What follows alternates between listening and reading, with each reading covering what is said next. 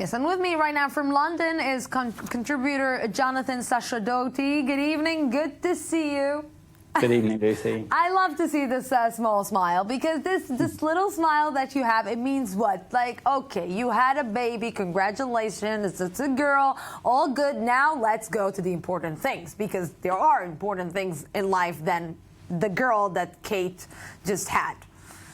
Well, on the contrary, with 3 days, 12 hours, 7 minutes left until our polls open here in the United Kingdom for the general election, it's been quite a welcome break, having something else on the news and something else to talk about. But sure enough, we're back to more serious things now.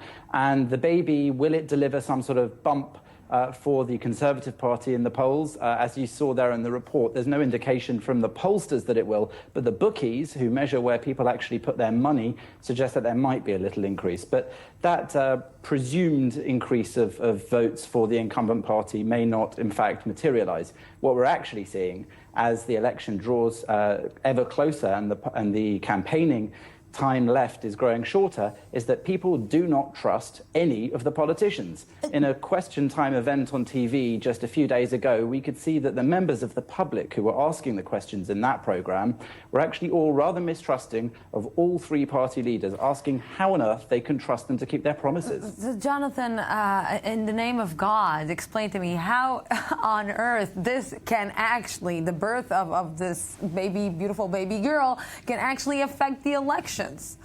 Well, maybe a general increase in good mood among Britons might perhaps make people feel a bit better about the country they're living in, which might in turn make them feel a bit better about the government that's been ruling it for some time. But more seriously speaking, the issue of this trust and the levels of trust has gone to some sort of ridiculous level now. We've got David Cameron, the leader of the Tory party, who's now promised that he'd put in place a law forbidding himself from raising taxes if he wins, showing in a way, people have said, that he doesn't trust himself not to break his own promise not to raise taxes.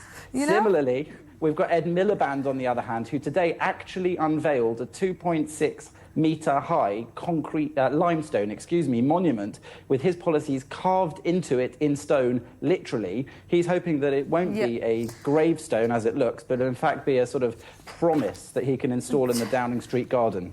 Ah, Jonathan, it's even more interesting than the Israeli elections, with baby and fairy tale stories and everything. Thank you very, very much for this. Always good to see you. Yes, and now to culture.